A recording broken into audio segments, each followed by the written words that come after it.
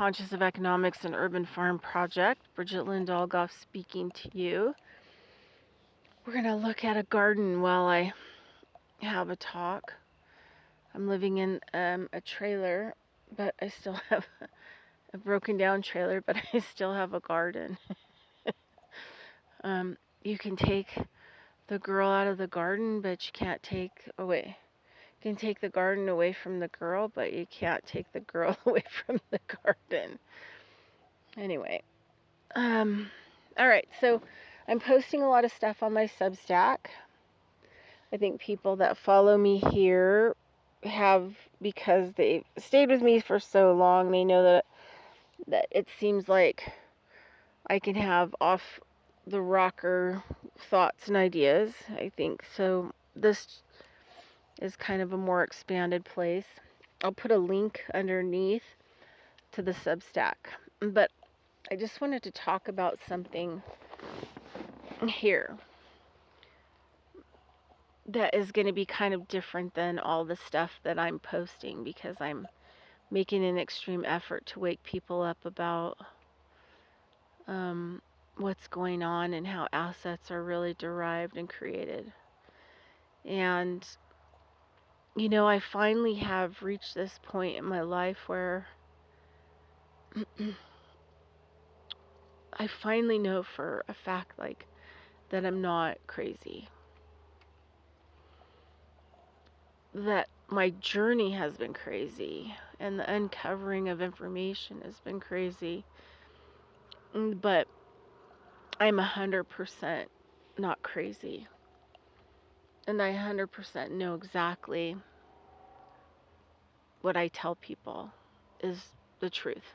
And as truthful as I know it to be. So I had a teacher, and he had like a really extreme impact on me. And he was a medicine man. He was Shoshone elder, rainmaker, but also, like, I could tell you a lot about his story. Anyway, it took a few years before I could actually go and travel and do some work with him, and so I did basically 10 days of ceremony and then stayed in touch with him for several years and did work. Did, you know, shamanism, medicine type work, but we're really focused in on the earth healing, and there's a lot of reasons why. Because murder stays in the water, and everything creates a vibration, and somebody has to go and release the layers of damage and bloodshed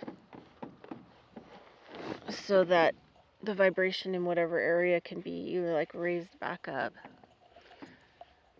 Anyway, in June 2016 he passed, and I felt lost.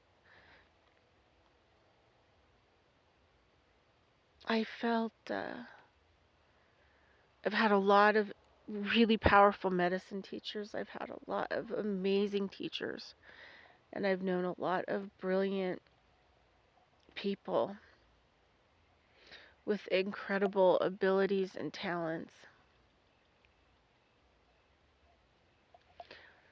So part of the journey that I was dealing with was that I thought, okay, well, I'm going to go out and, you know, complete a lot of this medicine work and travel and carry on his ceremonial work and all of this, and going around and releasing areas from the murder. I've seen what it can do when you release this stuff. I've seen unbelievable weather type systems that come in as you're doing the work and that come in after. I've seen things I can't even begin to put words or language to explain it. Anyway, I had no idea what my journey was going to be, but one of the big things that he used to say, and then the video he left, was that he's not going to be doing this work anymore, and that his whole thing was that the ETs that he basically been working with for years and years, that have been helping him, showing him the places that he needed to go to do this work and this ceremony to help clean up the vibrations and stuff so that the earth wouldn't flip. And the earth flipping could be lots of things. I mean, it could flip. I'm not so sure about that. I don't, it could be flooded and wiped out. It could be set on fire. It could be blown up by volcanoes. So flip is just like a term, but catastrophic human extinction. And natives have been knowing about this. We're like in the 5th extinction, I think. Human extinction that the Hopis and Aboriginals, know about and understand. So, anyway, I had no idea that was going to lead me to law. I mean, I was involved in common law, but I didn't realize how deep that,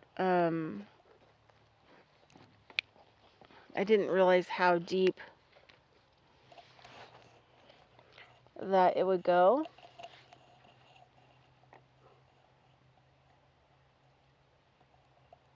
I didn't realize, where it would take me, and the plots and the fiction and the nonfiction and the twists and the terms and the work. But I've realized in the last couple of days, by putting out a lot of the stuff that I've been putting out, is that I've done the work. I finished it. I finished my part. But I'm not sure that other people are going to be able to finish their part. And so I feel like we're going to be moving into the destruction.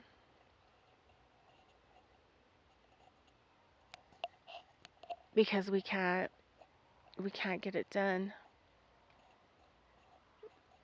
What happens next is because of us, because we're making these choices.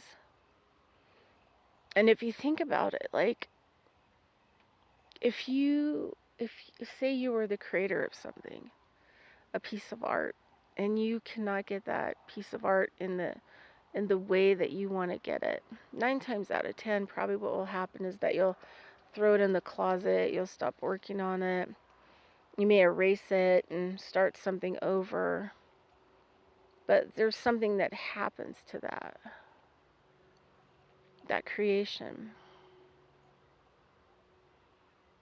And so what if you get to a point and it's not personal, It's not because you were bad and you did this or whatever else, but it was that your creation just stopped being able to create.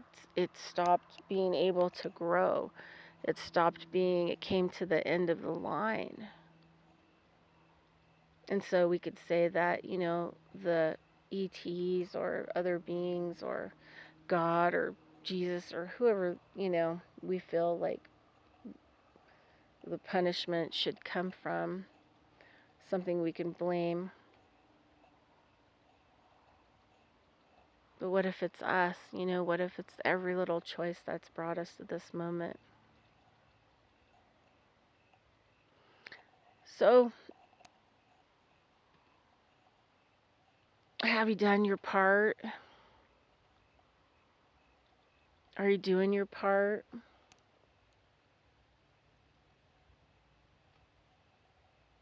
Is it going to flip? Are we coming to that moment where, we're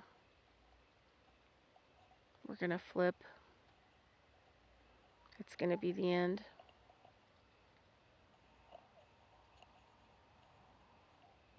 Or will we not flip?